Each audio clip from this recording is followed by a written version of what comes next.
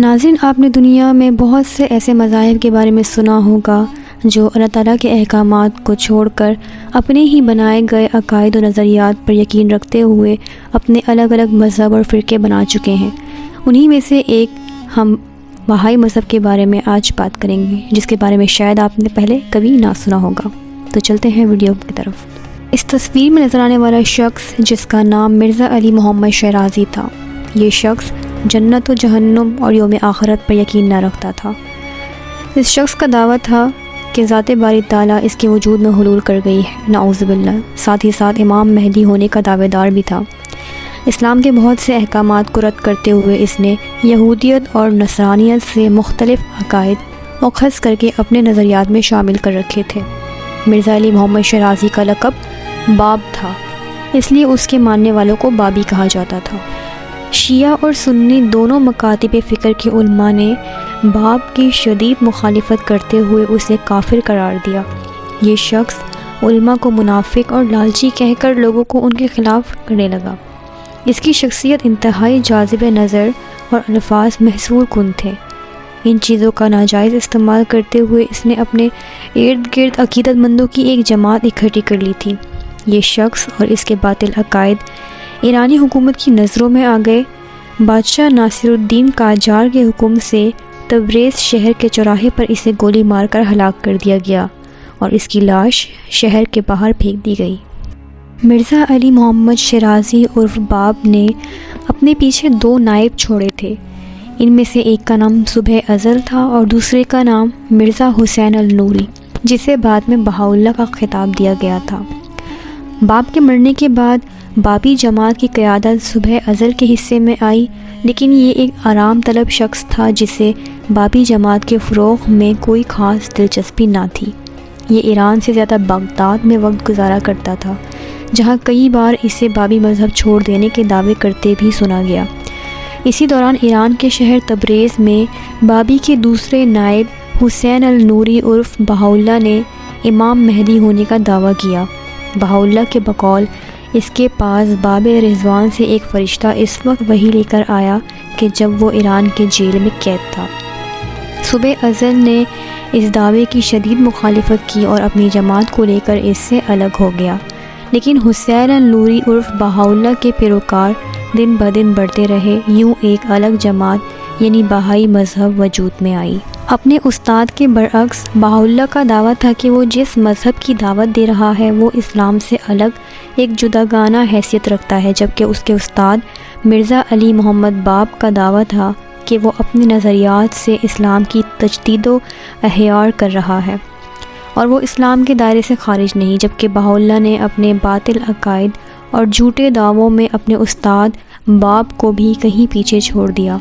اس نے اپنے دور کے تمام حکمرانوں کو خطوط تحریر کیے اور ان میں یہ دعویٰ کیا کہ ذات الہی اس میں حلول کر گئی ہے اور وہ اپنے ہی لکھے کلام کو کلام اللہ کہا کرتا۔ وہ مستقبل میں پیش آنے والے وقت کی پیشن گوئیاں بھی کرتا۔ بہاءاللہ نے تمام اسلامی قواعد و ضوابط کو چھوڑ دیا تھا۔ بہائی مذہب میں صرف 2 شادیوں کی اجازت ہے، وہ بھی انتہائی ضرورت کے تحت۔ ان کے یہاں طلاق یافتہ عورت کی کوئی عدت نہیں، بلکہ وہ طلاق کے فوراً بعد نکاح کر سکتی ہے۔ بہاءاللہ نے اپنے لوگوں پر باجماعت نماز منسوخ کر دی، صرف نماز جنازہ میں جماعت کی اجازت تھی۔ اس مذہب میں خنزیر کا گوشت کھانا بھی حرام نہیں، بلکہ ضرورت کے وقت اسے بھی بلا جھجک کھایا جا سکتا ہے۔ بہاءاللہ اور اس کے پیروکار خانہ کعبہ کو قبلہ تسلیم نہیں کرتے تھے، بلکہ اس کا اپنا ہی سکونت مکان ہی قبلے کی حیثیت رکھتا تھا۔ جب بہاءاللہ اپنی سکونت تبدیل کر لیتا تو بہائی بھی اپنا قبلہ تبدیل کر لیا کرتے تھے۔ آج بہائیوں کا قبلہ اسرائیل کے شہر عکا میں موجود ہے، اس لیے کہ وہاں ان کا لیڈر بہاءاللہ مدفون ہے۔ ایرانی حکومت نے ان تمام شر انگیزیوں کو دیکھتے ہوئے تمام بابیوں اور بہائیوں کو ملک بدر کر دیا۔ زیادہ تر بابی جزیرہ قبرص اور بہائی ترکی بھیجے گئے۔ بہائی ان کا لیڈر بہاءاللہ آہستہ آہستہ مزید جنوب کی جانب لبنانی شہر عکا کی جانب ہجرت کر گئے۔ موجودہ دور میں یہ خطہ اسرائیل کے حدود میں آتا ہے۔ یہاں بہائیوں کی مشہور و معروف عبادت گاہ اور بہاءاللہ کا مزار واقع ہے۔ بابی اور بہائی نے الگ الگ جگہ ہجرت کے باوجود ایک دوسرے کا پیچھا نہ چھوڑا، بلکہ ایک دوسرے کے لیے قتل و غارت گری کے منصوبے بناتی رہیں۔ بہاءاللہ کے مرنے کے بعد بہائی فرقے کا سربراہ اس کا بیٹا عبدالبہا بنا، لیکن اس مذہب نے اصل ترقی عبدالبہا کے بیٹے اور بہاءاللہ کے پوتے شوقی آفندی کے دور میں حاصل کی، جس نے باب اور بہاءاللہ کی تحریر کو اکٹھا کر کے انہیں بہائیوں کی مقدس کتاب کی صورت میں جمع کیا اور ان تحریروں کا انگریزی میں ترجمہ کر کے بہائی تعلیمات کو دنیا کے کونے کونے میں پھیلایا۔ بہاءاللہ کے بعد آنے والے اس کے جانشینوں نے اپنے عقائد کو مسلمانوں میں عام کرنے کے بجائے یہود و نصارہ اور دنیا کے مختلف قوموں تک پہنچانے کی جدوجہد کی، جس کی وجہ سے آج بہائیت دنیا میں ایک بڑے اور منظم مذہب کی شکل اختیار کر چکی ہے۔ یہ مذہب دنیا کے ہر خطے میں پایا جاتا ہے اور اس کے ماننے والوں کی سب سے بڑی تعداد ہندوستان میں رہتی ہے۔ بہائی مذہب باطل عقائد پر مشتمل ہے۔ اس مذہب میں سب سے باطل عقیدہ یہ ہے کہ نعوذ باللہ خدا انسان میں حلول کرتا ہے، اور یہ سلسلہ بہاءاللہ تک ہی محدود نہیں بلکہ بہائیوں کے مطابق آنے والے ادوار میں ایسا مزید ہوتا رہے گا۔ اس کے علاوہ نماز و زکوٰۃ کا انکار کرنا، روزہ، حج و جہاد کو ساقط قرار دینا بھی اس مذہب کی خرافات ہے۔ البتہ اس مذہب کے پیروکار خود کو مسلمان نہیں کہتے اور یہ لوگ بہائیت کو ایک الگ مذہب قرار دیتے ہیں، جس کے مطابق دنیا کی تمام ہی مذاہب اور ان پر ایمان رکھنے والے لوگ حق پر ہیں، اور یہ تمام ہی مذاہب خدا کی جانب سے نازل کردہ ہیں۔